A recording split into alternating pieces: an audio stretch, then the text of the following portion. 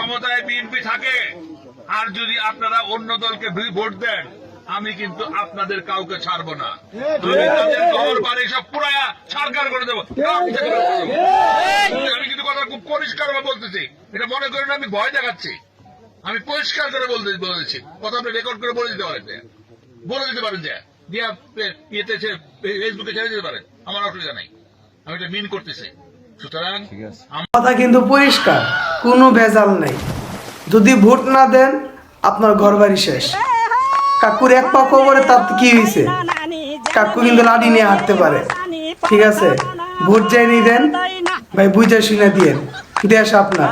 কাকু কিন্তু আপনার ঘর বাড়ি পুরাই দিব, বুঝতে পারছেন?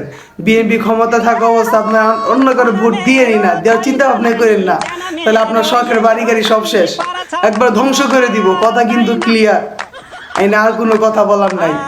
আরো যে কত রঙের ভিডিও দেখতেছি সোশ্যাল মিডিয়াতে ঢোকার পরে ভাই থাকতে পারতেছি না। মানে ভিডিও দেখতে যেমন ঘুমাইলে স্বপ্নের ভিতরেও ভিডিও চলে আসে, বুঝতে পারছেন? মানে দালালে পুরো দেশটা বইরা গেছে গা ভাই। যাই হোক, বুঝা শুনে ভোটটা দিয়েন।